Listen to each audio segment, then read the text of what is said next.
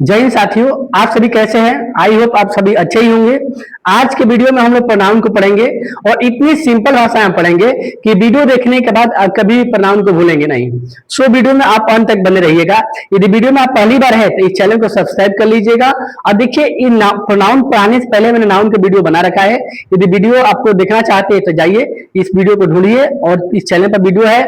और आपको जो नाउन का वीडियो है वो एकदम सिंपल भाषा में है, एकदम सिंपल से सिंपल भाषा में, जो आप एकदम आसानी से समझ सकते हैं। तो आइए आज की वीडियो में किसको पढ़ते हैं? प्रोनाउन को पढ़ते हैं। देखिए, प्रोनाउन का में देखिए इसके नाम में ही परिभाषा छुपा हुआ है। यदि समझ जाएंगे तो परिभाषा याद नहीं करना पड़ेगा आपको। देखिए, प्रोमिस होता है के लिए। प्रोमिस क्या होता है? के लिए, यानी फॉर। अब देखिए, नाउन मिस क्या हो गया? नाउन ही हो गया। नाउन के लिए जो प्रयोग होगा वही क्या होगा? प्रोनाउन होगा। तो फिर समझ लीजिए, नाउन के लिए जो प्रयोग होगा वही क्या होगा? प्रोनाउन होगा। और इसको हम बचपन से पढ़ते आ रहे हैं कि नाउन के स्थान पर जो शब्द प्रयोग होता है उसे हम क्या कहते हैं? प्रोनाउन कहते हैं। जैसे देखिए, आई हो गया, आई हो गया, उसके बाद ही हो गया, सी हो गया, दे हो गया, वी हो गया, यू हो गया। यही वो एक ईट होता है। यही वो प्रोनाउन है जो नाउन के जगह पर क्या होते हैं? प्रयोग होता है। इसको सिंपल भाषा में समझे कि नाम के जगह पे प्रयोग होने वाले शब्द को हम क्या बोलते हैं? प्रोनाउन कहते हैं। क्योंकि प्रोनाउन को सिंगुलर होता है, सिंगुलर के लिए अलग प्रयोग होता है और प्लूरल के लिए क्या होता है? अलग होता है।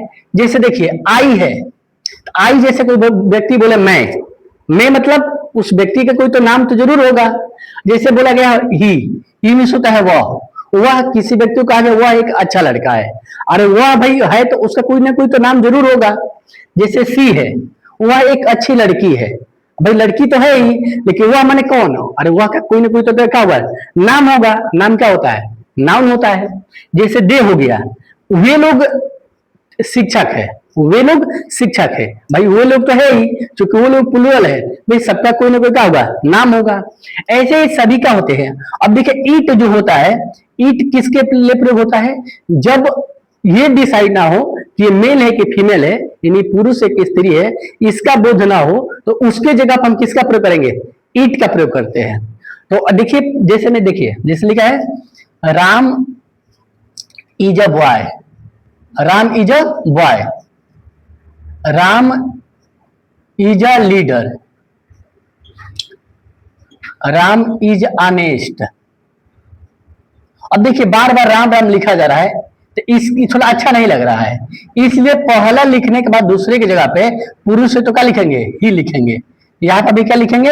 ही लिखेंगे। यानी एक बार नाउन का प्रयोग हुआ और दूसरी बार करना हो तो उसी के जगह पे किसका प्रयोग हुआ? प्रोनाउन का। जैसे ही हुआ है तो क्या हो गया? जैसे आप सिंपल भाषा में समझिए, गाय एक जानवर है, गाय दूध देती है, गाय के 4 पैर होते हैं।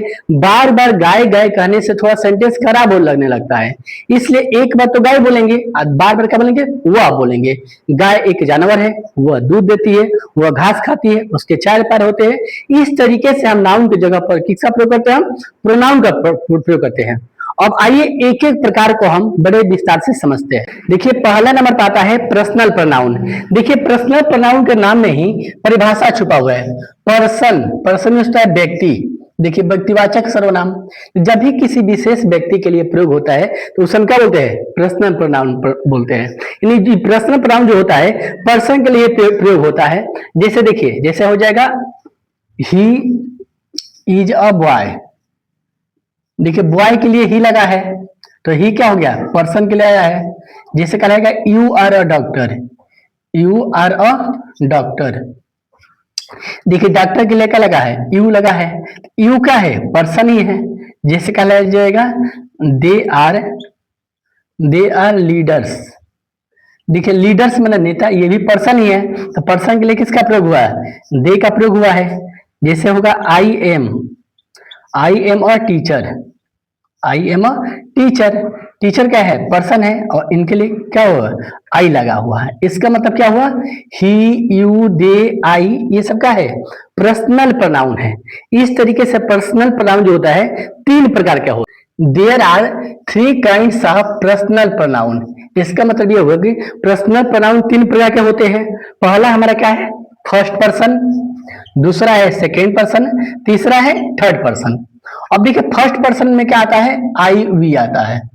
फर्स्ट पर्सन में क्या आता है, आई वी आता है।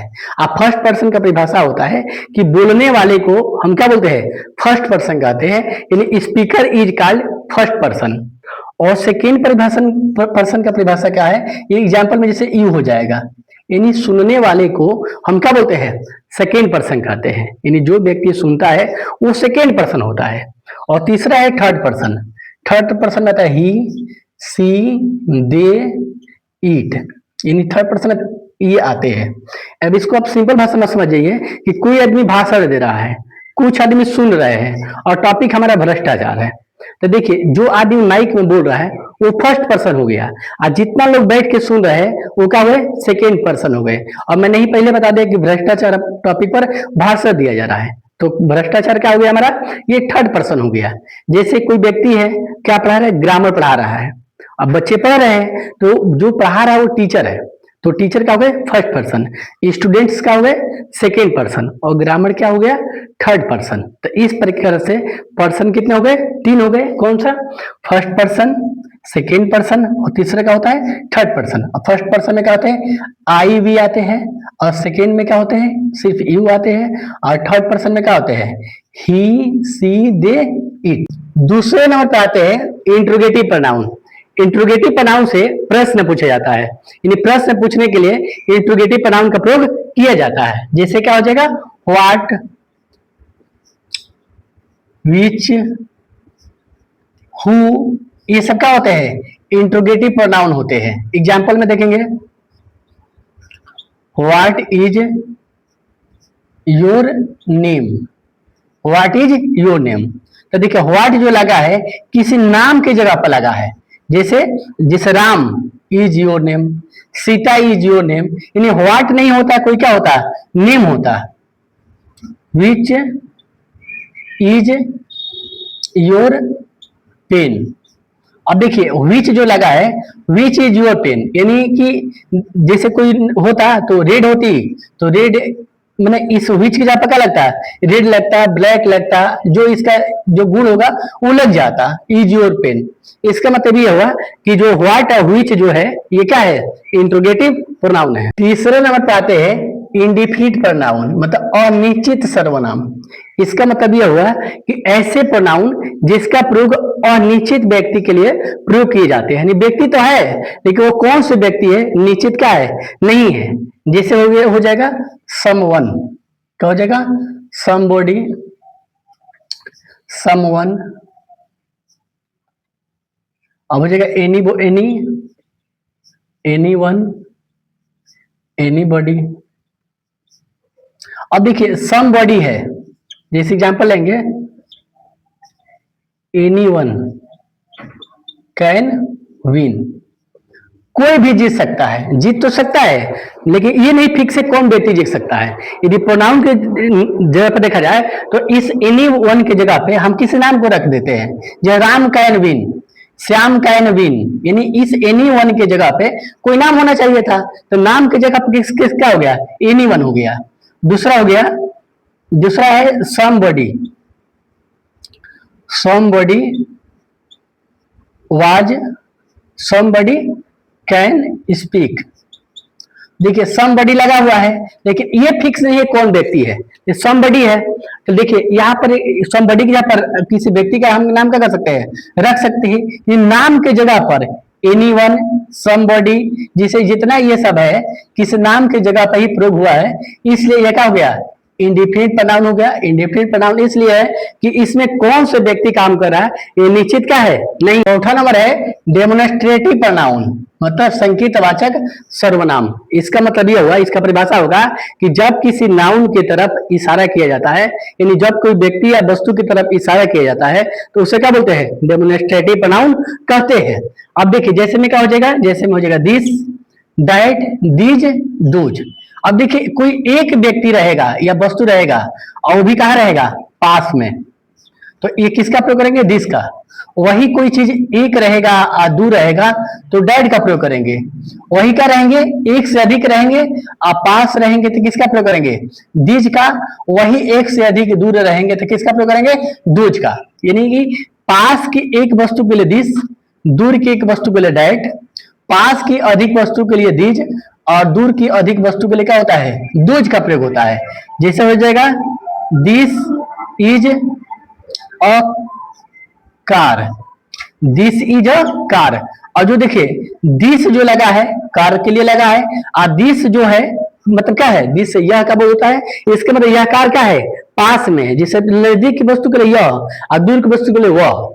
जैसे हो जाएगा that, that is a girl, that is a girl. इसका मतलब क्या हुआ? ये गर्ल के लिए क्या लगा है? दैट लगा है। और चूंकि गर्ल नाउन है तो इसके लिए दैट लगा है। और लड़की का इसमें इस sentence that is a girl, यानी लड़की का है? दूर है, मतलब वह एक लड़की है। वैसे ही क्या हो जाएगा? These are students. अब देखिए स्टूडेंट्स क्या है? नाउन है। ये जो दीज लगा है स्टूडेंट से ले लगा है, मतलब ये सभी क्या है? स्टूडेंट है। और वही दो है तो वे सभी स्टूडेंट्स है। तो आई होप आपको समझ में आ रहा होगा। पांचवा है रिलेटिव प्रोनाउन, मतलब संबंधवाचक सर्वनाम। इसका मतलब ये हुआ कि जब दो वाक्य को जोड़ा जाएगा तो वहां पे जो प्रयोग होगा वही क्या होता है? रिलेटिव प्रोनाउन होता है। रिलेटिव प्रोनाउन संबंधवाचक सर्वनाम। जिसे हो जाएगा आई सा और